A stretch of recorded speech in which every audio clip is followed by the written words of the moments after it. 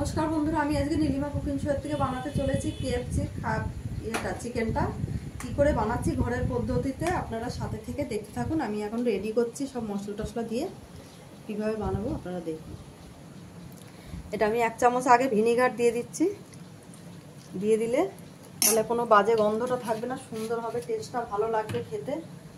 তারপরে দিয়ে দিচ্ছি আমি 1 চামচ সয়া সস দিয়ে দিলাম। বন্ধুরা আমি নিজের মতন করে বাড়িতে বানাচ্ছি। এই যে আমি দিয়ে দিচ্ছি 1 চামচ মতন রসুন বাটা, আমার মতো না, আমি বানাচ্ছি আর কি ঘরোয়া পদ্ধতিতে। আর দিয়ে দিলাম পরিমাণ মতন আদা বাটা 1 চামচ, 5টা কাঁচা লঙ্কা আর একটা ছোট্ট পেঁয়াজ এই যে বেটে নিয়েছি। এটাকে দিয়ে এখন আমি আগে মেখে নেব, মেখে খানিকক্ষণ রাখবো,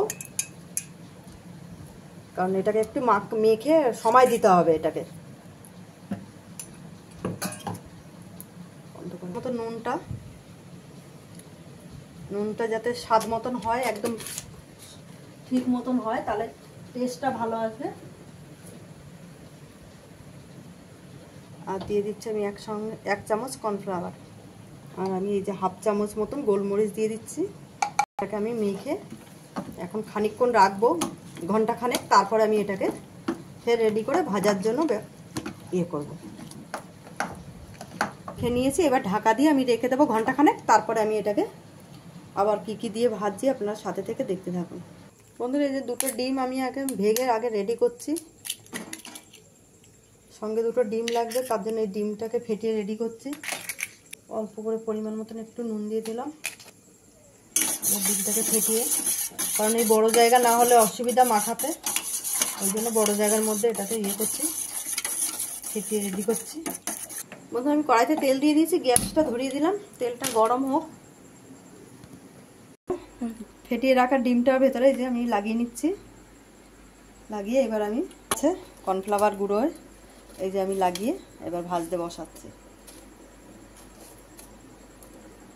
এই যে আমার লাগানো হয়ে গেছে, এবার আমি দিয়ে দিচ্ছি তেলে। এই যে এইভাবে আরেকটা লাগিয়ে নিলাম, এই যে নিয়ে আমি এই যে কর্নফ্লাওয়ারে চুবিয়ে নিচ্ছি, মাখিয়ে ভালো করে। এইভাবে আমি সব মাখিয়ে এক এক করে বসিয়ে দিচ্ছি ভাজতে। এইভাবে আমি সবগুলো আস্তে আস্তে ভেজে নেব।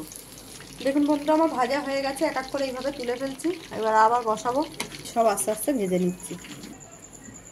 দেখুন বন্ধুরা কেএফসি চিকেন কি সুন্দর হয়েছে। আপনারা চাইলে বাড়িতে এরকম বানিয়ে খেয়ে ট্রাই করে দেখতে পারেন। আর নীলিমা কুকিং শোটিকে ইউটিউবে আপনারা সাবস্ক্রাইব, লাইক, কমেন্ট, শেয়ার করে দেবেন। আর ফেসবুকের বন্ধুরা আপনারাও লাইক, কমেন্ট, শেয়ার করে দেবেন। আর নীলিমা কুকিং শো বলে পেজ খোলা আছে, সেখানে ফলো করে লাইক, কমেন্ট, শেয়ার করবেন। আর একটু কমেন্ট করে জানাবেন বন্ধুরা আপনাদের ভালো লাগলো কি লাগলো না, নতুন নতুন রেসিপি তাহলে আমি দিতে পারি প্রতিদিন।